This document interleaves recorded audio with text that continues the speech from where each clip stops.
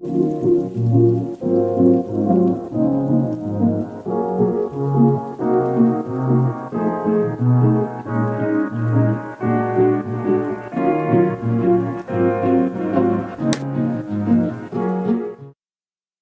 guys, welcome back to the vlog.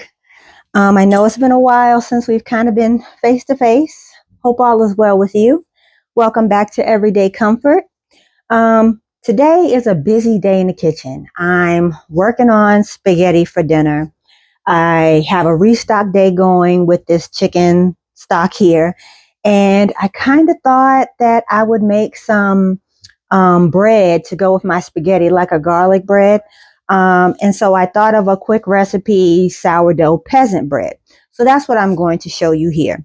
It's a no-knead, very simple and very quick, same day turnaround time on bread, but it gives you a nice round loaf. So let's try it. Here I have flour. I'm going to add to my bowl.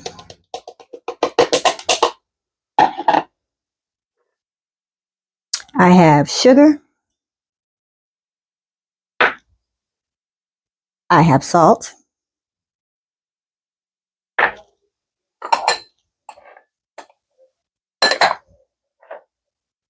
And I have some instant yeast. Now I know what you're going to say. You said this was sourdough. This is a new recipe I'm trying. I know that they usually say it kind of kills off, but we're going to try it and see what happens in this recipe. So I am just mixing this together. The yeast, the flour, the yeast, the salt, and the sugar is now incorporated together. I am now going to add my sourdough starter.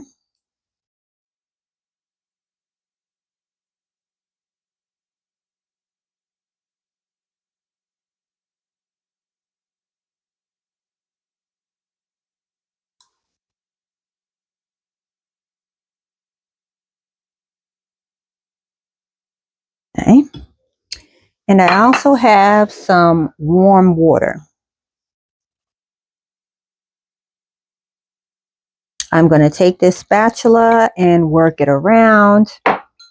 And that's pretty much it, you guys. I'm going to get this all incorporated, mix it together to make a shaggy dough. And then we're going to set it to the side and let it rise for about an hour and a half. An hour to an hour and a half. And that's pretty much it. And it's already coming together beautifully. So everything is well incorporated.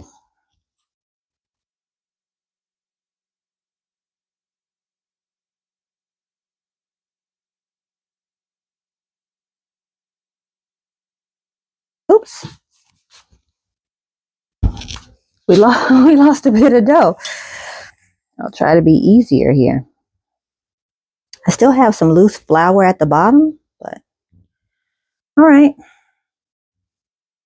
I mean, it definitely is shaggy, that's for sure. All right. So this is what we have here as far as the dough. I'm just going to, put a cover over it and set it aside for an hour, and I'll bring you guys back when we're ready to put it in our vessels, our baking vessels. Just to show you, I've worked at it a little more, so now we have more of a ball. And so now I'll take the plastic. All right, and I'm gonna put it in my microwave because that's is like the warmest part of my kitchen. It's right above that oven light. So I'm gonna put it in there and let it rise. Okay, you guys, we are back. This has risen. We have my this is called a pudding basin. I'm going to actually put the bread in this to bake in here. This is like British puddings that they make in the holidays, like figgy pudding, that kind of stuff that they use with suet and stuff like that. Historical British recipes. use a pudding basin, I'm going to be using that for this recipe. Now, I only have one, but I'm only making one loaf right now. So I am going to use this fork to move the bread away from the sides. And it actually is moving it. Okay, to move it away from the sides. And then kind of use it to, oh, it smells so good, you guys.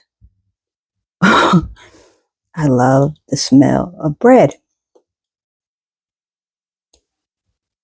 Even the dough of it smells good. All right, so this is sticky, and I'm just going to try. It's not going to be perfect. I'm just going to try to get half ooh, of this out of here. Ideally, I would have two pudding basins, and I would be putting both of them in, but unfortunately, I don't. I think I could probably put the other one in a loaf pan. Do I feel like doing that? I might as well, huh? This is a bit of a battle. But, all right. It's not that bad, honestly. You guys know how I am. All right. So, okay. We got the other half of this, and I'm trying to think, what can I put this in?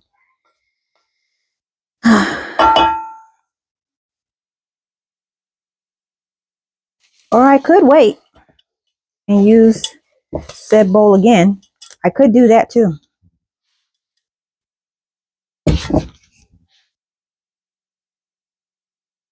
All right, but you saw how easy that was. So it's in here. I'm gonna leave it alone for another 15 minutes and let it do a second rise. I'm preheating my oven right now to 425. This will cook in the oven for about, I think, 25 minutes. And then I turn it down to 375 and let it cook for like 20 more minutes. And we have bread. So I will bring you guys back when I'm ready to pop it in the oven. All right, we are back. It's had its second rise. So nice little rustic loaf just for me, perfect size. So what I'm going to do now is put it in the oven. I misspoke a few minutes ago. I told you that I was going to have to put this in for 25 minutes. I'm actually putting it at 425 for 15 minutes, then at 375 for 25 minutes. So let me get this in. My spaghetti is coming along, so hopefully timing it right. It'll be close to time, together for me to eat.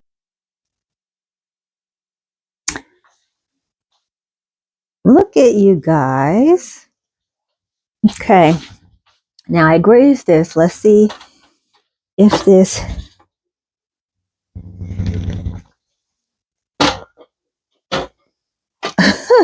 comes out.